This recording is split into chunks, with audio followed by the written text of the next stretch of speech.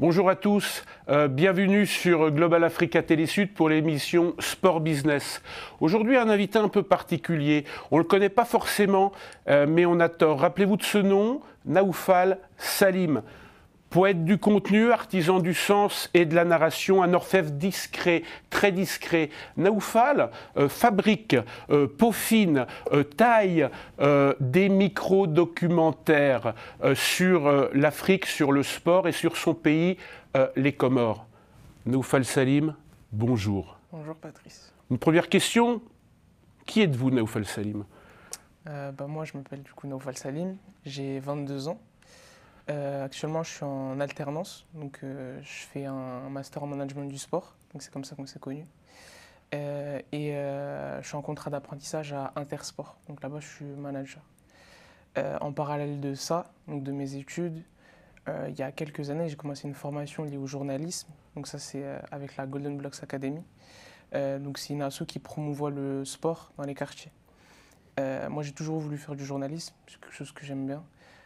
J'ai lu beaucoup d'articles Eurosport, c'est comme ça que ça a commencé. C'est plus par l'écriture. Et via cette formation-là, du coup, je me suis pris un peu au jeu, à l'exercice, de réaliser des petites capsules vidéo. Du coup, je suis comorien, issu de la diaspora.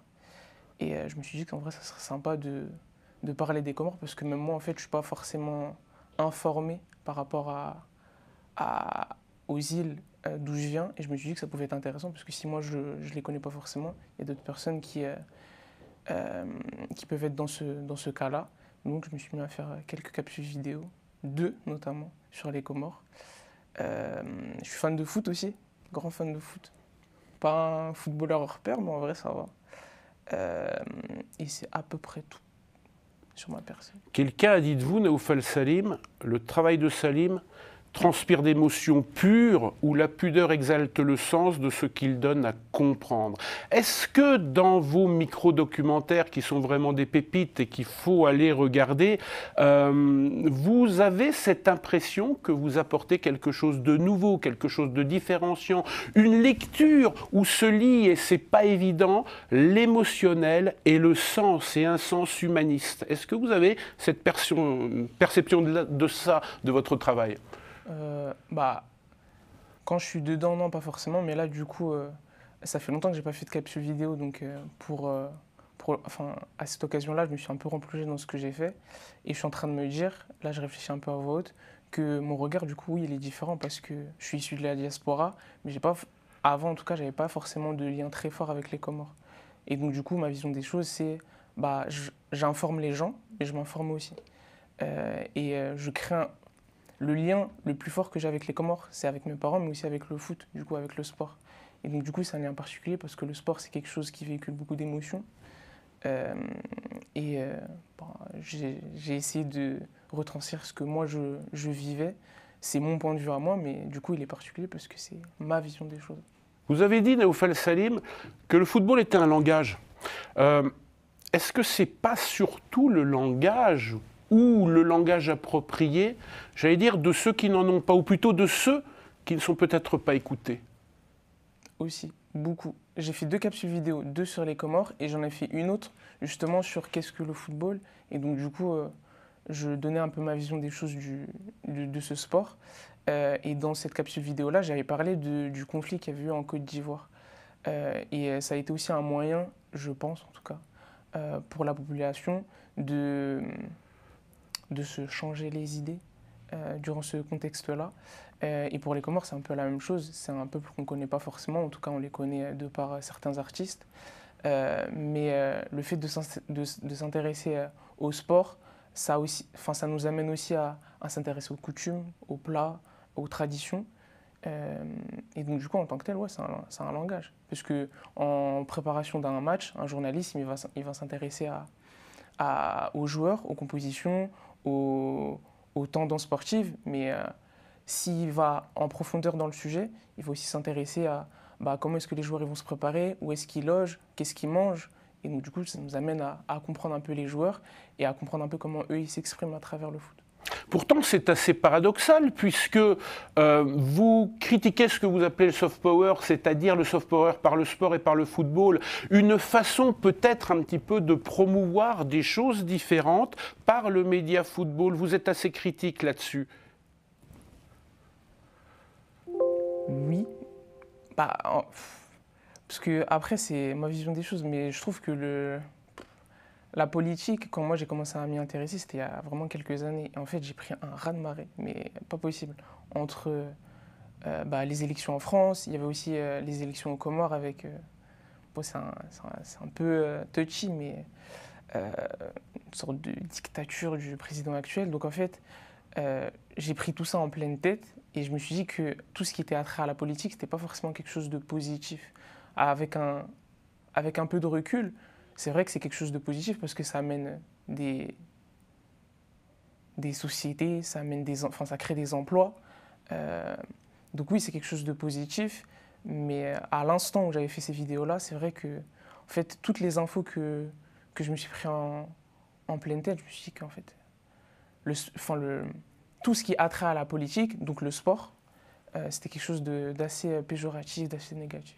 Pourtant, le sport, et notamment le sport de haut niveau, d'une nation, c'est bien un emblème d'une nation et finalement, il est complètement dépendant aussi d'une gestion politique. Il fait partie d'une ouverture, d'une fenêtre, d'une vision de l'État et donc il en profite aussi. Oui, justement, j'avais cours avec vous, donc il y a eu plein de sujets liés à ça, à ça, notamment avec les Jeux Olympiques et tout ce que l'État a pu mettre en place pour le sport, avec pas une vraie politique, mais en tout cas des moyens qui ont été mis en place, par exemple avec la rénovation de certaines structures sportives qui ont accueilli les épreuves olympiques. Donc ça, c'est quelque chose de positif parce que du coup, il y a eu cette notion d'héritage. Mais en Afrique, il n'y a pas forcément ça. Par exemple, le stade des Comores, le stade un peu officiel, c'est un stade qui n'est pas homologué par la FIFA. Donc nous, peuple comorien, on se retrouve souvent à jouer, mais techniquement, on doit jouer à domicile, on joue à l'extérieur. Donc en fait, c'est assez compliqué de se dire que en tout cas en Afrique, aux Comores, que la politique, elle est positive pour la sélection. En même temps, les Comores, c'est un grand pays, certainement par son âme et son cœur, mais démocratique. D'une façon démographique, c'est un pays de moins d'1 million d'habitants, je crois. Je crois. En tout cas, il y a la diaspora en France, de ce que je me souviens, elle est plus. En tout cas, elle est quasi. Ouais, enfin, la diaspora en France, elle équivaut à la population en Comores. Ouais. Donc, c'est quelque chose d'assez surprenant. Mais oui. Mais du coup, c'est aussi un enjeu de se dire que la diaspora, notamment en France, elle est importante. Et comment est-ce que nous, on peut faire pour rendre l'appareil au peuple qui nous a vu grandir, qui nous a donné naissance. Vous introduisez finalement une thématique qui est l'ambassadoring, qui est la prescription, qu'une diaspora effectivement présente en France ou ailleurs, dans un autre pays, peut être l'influenceur et amener effectivement beaucoup de choses à son pays. Et je pense à Soprano, par exemple, le chanteur qui est un de vos concitoyens et qui effectivement fait aussi à sa manière une promotion, un soft power par la chanson finalement pour les Comores. Ouais, et justement, moi plus petit, quand j'ai grandi, les principales têtes d'affiche de la diaspora comorienne, c'était des chanteurs. Mais aujourd'hui, il y a beaucoup de personnes issues de la diaspora. Nous, on les appelle un peu les les je viens, pardon. Mais il y en a beaucoup qui sont dans d'autres domaines. Je sais qu'on m'a fait un partage sur LinkedIn récemment d'un avocat comorien qui a passé ses diplômes. Et en fait, je me rends compte qu'il y a beaucoup de personnes dans divers corps de métier qui émergent. En fait, c'est cool parce que s'ils peuvent investir, s'ils peuvent transmettre aux populations qui sont là-bas, c'est que positif. Mais après, il faut aussi se dire que les populations qui sont sur place, elles ont aussi une importance parce qu'en fait, c'est elles qui sont sur place. Moi, c'est bien beau, j'ai fait 2 vidéos sur les Comores, mais c'est pas moi qui va changer le pays. C'est les personnes qui sont sur place. Et je pense qu'eux aussi, ils s'en rendent compte. Là, je dis ça, mais j'ai pas forcément de retour sur place. Mais la diaspora, elle est enfin, les personnes qui sont sur place sont tout aussi importantes que la diaspora en France.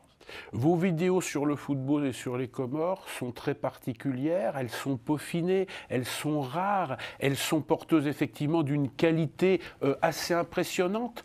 Vous en avez conscience qu'aujourd'hui, vous avez en main des choses qui peuvent effectivement vous mettre en avant, vous faire venir un des leaders, notamment peut-être de ce peuple et de cette voix et de ce langage comorien? Leader, je sais pas, franchement, je pense pas. Il faut rester humble, parce que j'ai vraiment fait que 2 capsules vidéo. Sur le moment, quand je les ai faites, j'ai pris un plaisir de fou, c'était super bien. Parce que j'apprenais des choses sur mon pays, parce que j'apprenais des choses aux gens, et que y a un camarade de classe à moi, Fabien Lambert, bonjour Fabien, mais ce qu'il me dit souvent, c'est qu'il faut saisir les opportunités. De base, je ne voulais pas faire cette formation liée au journalisme, il m'a poussé à la faire, donc je l'ai faite. Les capsules vidéo, je ne voulais pas forcément les faire de par le regard des gens, je les ai faites, j'ai pris du plaisir. Donc, c'est pas vivre au jour le jour, mais c'est saisir les opportunités. Je pense pas être un leader parce qu'actuellement, je suis en alternance. Justement, ces capsules vidéo, je les ai mis un peu de côté parce que je veux me concentrer sur ce que je fais en structure et pouvoir avoir un métier à la fin de mes études, parce que mine de rien, je suis en master et que j'essaie d'être organisé et de prioriser ce que je fais au quotidien. Je ne sais pas si je vais en reprendre parce que j'ai mis ça en pause, mais je sais que ces capsules vidéo-là, elles m'ont apporté beaucoup de choses dans ma manière de travailler, dans ma manière de voir les choses, d'être un peu plus ouvert. Donc leader, je ne sais pas, mais en tout cas, j'ai pu apprendre des choses aux gens. On a l'impression que vous ne vous rendez pas compte de la qualité et de l'influence de votre travail. On dit que le style, c'est l'homme. Moi, j'ai envie de vous poser une question. Qui êtes-vous, Naoufal Salim, pour faire de si belles choses et pour les montrer si peu? Qu'est-ce qui se passe dans la tête de Naoufal Salim? C'est un manque de confiance? C'est pour se préserver? C'est par pudeur? C'est quoi? Je pense en vrai c'est le regard des autres. Ouais, le regard des... Après ça, je travaille aussi dessus, essayer de s'émanciper de tout ça. Mais regard des autres, ouais, peut-être aussi un peu de pudeur. S'afficher un peu sur les réseaux sociaux, c'est pas forcément mon truc. La preuve, c'est que j'affiche pas forcément ma tête sur mes capsules vidéo. C'est des vidéos qui sont montées, enfin qui sont écrites, et donc du coup je rajoute des images de synthèse ou des images pour illustrer mes propos, mais il n'y a pas ma tête qui est affichée durant toute la vidéo. Donc ouais, plus pour se préserver. Et c'est chronophage de faire ça. Franchement, ça prend beaucoup de temps. Se préserver de quoi? Du succès? Ouais, peut-être, je sais pas. Moi, franchement, je suis bien dans ma petite routine. Si je peux avoir mon... C'est pas bien, enfin, c'est pas que c'est pas bien, mais c'est une vision des choses. Il y a des gens qui sont un peu au jour le jour, qui aiment vivre des expériences. Moi, je sais que si j'ai ma petite routine, que de temps en temps, je peux vivre des expériences comme celle-ci, le fait d'être là, d'enregistrer une émission, alors que j'étais dans mon train-train quotidien d'Intersport, d'apprendre en structure, ça me sort de mon quotidien, mais c'est cool. Mais ouais, peut-être se préserver pas du succès, mais garder une certaine routine. Vous êtes un dilettante, Naoufal Salim? Non, je pense pas. Vous n'êtes pas un dilettante? Vous pensez pas effectivement que tout ce que vous apportez au niveau émotionnel et au niveau information, si vous ne l'apportez pas suffisamment, vous allez peut-être frustrer un public qui vous suit, un public qui en attend beaucoup plus? Je sais pas. Franchement, je sais pas. Je me suis pas forcément penché sur les chiffres. Je sais pas s'il y avait un vrai engouement. Parce que moi, j'ai fait ça pour l'expérience, pour me faire des souvenirs, pour me faire aussi un portfolio, c'est tout bête. Mais moi, à la fin de mes études, je vais avoir de la matière, je vais pouvoir mettre en avant ce que j'ai fait. Mais je sais pas si je suis un dilettante, c'était plus dans le fait d'apprendre des choses que de me créer une communauté. Apprendre en faisant apprendre à d'autres? C'est ça. C'est ça. Et je sais que j'ai eu des retours par rapport à ça, de personnes qui m'ont dit, mais en fait, bah, je ne connaissais pas. Moi, je pensais que les Comores, c'était seulement le... Parce que du coup, on a participé à la CAN 2021 et là, les personnes ont commencé à mettre les Comores sur la carte de l'Afrique déjà. Et même en France, les personnes ont commencé à, pas à nous reconnaître parce qu'ils nous connaissaient déjà, mais en tout cas à plus parler de nous. Et c'est là où je me suis dit, bah, je peux apporter ma pierre à l'édifice. Ou en tout cas, autour de mon cercle privé à moi. Donc, ouais, apprendre pour apprendre des choses. Mais Parlons du football et des Comores, si vous voulez bien, Naoufal. Vous mettez en évidence dans votre vidéo, évidemment, que le football est un point d'exergue à une célébration collective aux Comores, que c'est effectivement le domaine qui réunit les citoyens de ce pays modeste démographiquement. Et notamment, il y a eu des points d'orgue dans les résultats comoriens. On se rappelle d'un match contre le Ghana. Ouais, contre le Ghana, mais moi, le match qui m'a le plus marqué, parce que j'ai vraiment commencé à suivre la sélection pour ça, c'est la qualification à la CAN, mais surtout le match contre le Cameroun. Parce qu'en 2020, non, c'était 2021, si je ne me trompe pas, la CAN, elle était au Cameroun. Donc nous, première participation à la CAN, c'est historique. Moi, je regarde les matchs avec mes parents dans le salon. Et huitième de finale, on tombe contre le pays hôte. Bah, dingue. Et à cette époque-là, il y avait encore le Covid. Donc on se retrouve à jouer le match hockey à 11 contre le pays hôte. Et en plus, c'est les lions indomptables.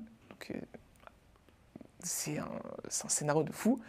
Mais ce qui est le plus cocasse, c'est que notre gardien titulaire, il a le Covid. Donc on se retrouve à jouer avec un arrière-gauche en tant que gardien. Et on sort un match, mais j'étais super fier parce qu'on proposait du vrai football. Donc des relances depuis l'arrière. Ok, c'est des attaques rapides, on n'avait pas forcément le ballon tout le match, mais moi j'étais fier. J'étais fier de fou. Et on était à 2 doigts de les éliminer, si je ne me trompe pas. Ça passe pas, mais ça c'est le match. C'est le match qui a marqué ma... Le match référence. Ouais, sûr et certain. Vous parlez de vrai football. Ouais. Vous dites que le football est un langage. Donc le langage, est-ce que le vrai football, c'est le vrai langage? Et c'est quoi le vrai langage? Le vrai langage, c'est les mots. Mais le football, c'est une autre manière de communiquer.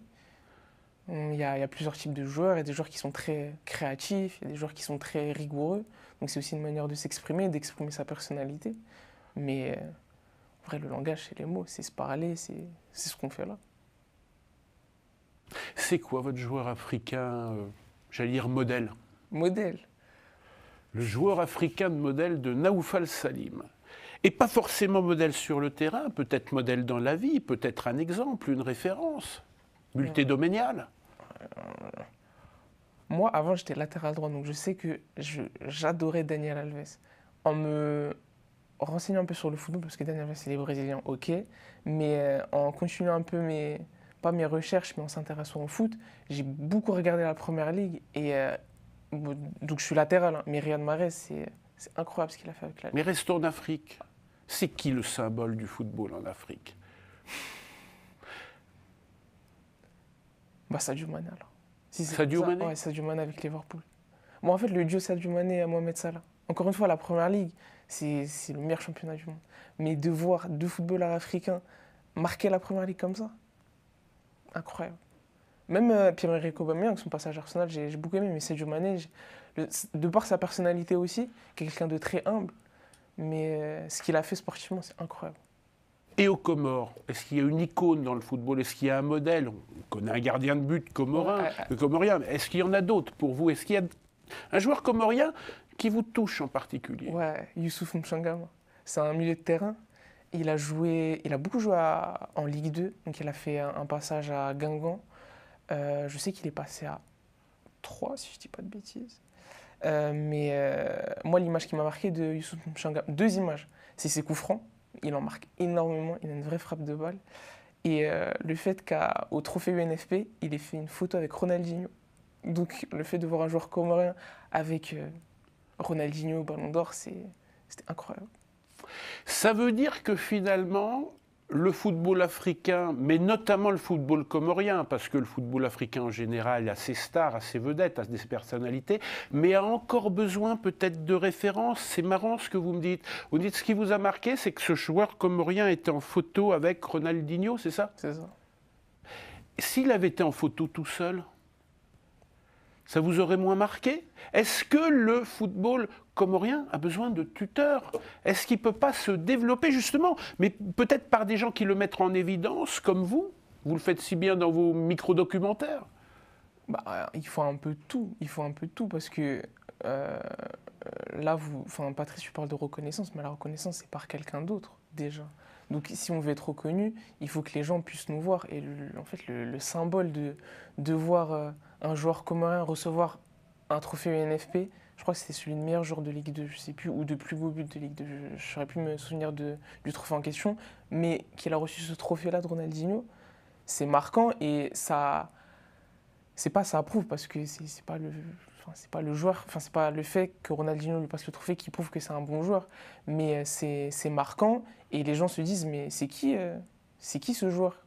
Qu'est-ce qu'il a fait pour? Et donc du coup on met la lumière sur les Comores. Après oui c'est vrai que il faut qu'on soit autosuffisant, je sais pas si c'est le bon mot, mais l'exemple du Maroc ces dernières années, avec les jeunes Marocains, là ils viennent tout récemment de gagner la Coupe du Monde, le championnat marocain il marche du tonnerre. Les championnats locaux ils sont performants, il y a des joueurs issus je sais pas si c'est des centres de formation, des académies marocaines qui arrivent en sélection. Ça c'est beau, je ne sais pas si ça peut se refaire aux Comores parce qu'il faut investir, il faut des moyens humains, matériels, mais c'est un peu des deux. Il faut qu'on soit reconnu à l'extérieur, mais il faut aussi qu'en interne on puisse se développer. Mais après ça c'est des problèmes systémiques, je sais pas si... Je me suis un peu informé, je sais qu'il y a des aides de la FIFA, je ne sais pas ce qu'ils en font après, mais... Voilà. Si j'entends ce que vous dites, il faut à la fois la reconnaissance de ses pairs, et puis il faut des exemples. Alors effectivement, le Maroc est un exemple de développement, notamment par son équipe nationale et ses résultats, qui peut inspirer les autres pays. Il faut un pays inspirateur, un pays qui prenne là aussi le leadership d'un développement et qui montre peut-être une voie possible. Toujours, toujours. Je crois qu'il y a d'autres sélections qui sont un peu sur le même modèle de... On forme nos jeunes en interne et après on essaie de les exporter en Europe. Mais il faut des pays un peu leaders. Parce que tout ça, c'est de l'organisation, tout ça, c'est des moyens mis en place, c'est de l'expertise, c'est du savoir-faire. Et ça, on n'apprend pas... on apprend sur le tas, mais c'est bien d'avoir un peu un modèle, un fer de lance, quelqu'un qui nous montre l'exemple. On va passer à un autre domaine, un domaine pratico-pratique dans le football, la CAN arrive. Vous avez quelques idées sur les résultats de cette CAN, sur les équipes qui peuvent briller, qui peuvent nous séduire, qui peuvent effectivement être des outsiders, et puis les 2-3 qui peuvent effectivement briller le titre? Ouais, déjà, les Comores, on est dans le groupe de la... Je sais pas si c'est le groupe de la mort, mais on est dans le groupe du Maroc, et en plus on joue le match d'ouverture, et dans le groupe du Mali, si je dis pas de bêtises. Je suis en vrai Maroc, grand favori, sûr et certain, avec leur sélection, et puis même avec ce qu'ils dégagent de confiance. Parce que je crois que j'ai vu la stat passer, mais ils sont sur plus de 20 matchs d'affilée sans défaite. Et je crois que ça n'a plus été fait depuis plusieurs années. Et les sélections en question, c'était des sélections européennes. C'est un peu moins de 20 matchs, mais effectivement, ouais. Ils viennent de battre le record mondial de non-défaite. Exactement. Donc le Maroc en favori. Le Maroc en favori pour sûr. Pour sûr, le Maroc ira au bout? S'ils ne sont pas dans le dernier carré, pour moi, c'est un échec. C'est pas leur mettre la pression, mais c'est la On peut être comorien, être supporter du Maroc, c'est possible? Ouais, tous les jours. Bien sûr. Bon, pas pour le match d'ouverture. Pour le match d'ouverture. Mais sinon, ouais. En vrai, je sais pas. En fait, c'est beau de voir une sélection africaine briller à la Coupe du Monde et arriver avec des joueurs qui sont dans les top clubs européens.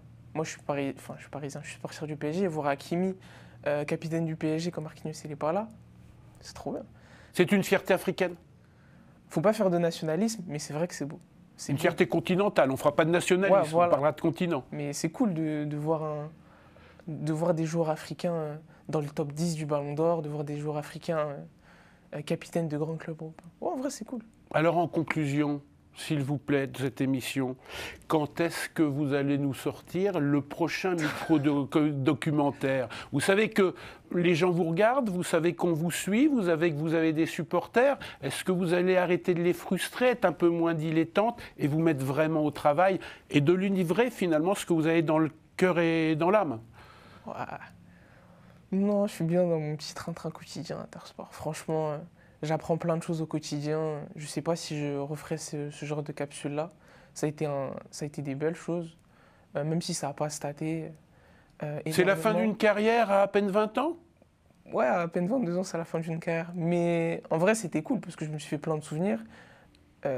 Ça m'a appris plein de choses sur moi-même, mais je pense pas que j'en referai. Naoufal Salim, on arrive au terme de cette émission. Il me reste à vous remercier. On va vous suivre, on va voir votre production. Il faut quand même que vous reveniez effectivement sur des choses. En tout cas, merci de nous avoir donné de votre temps. À très bientôt. Et puis, chers amis, le rendez-vous est institué maintenant sur Global Africa Télésud. Vous pouvez nous retrouver, bien sûr, et merci beaucoup, sur le YouTube de Global Africa Télésud. À très bientôt. Bonne journée à vous.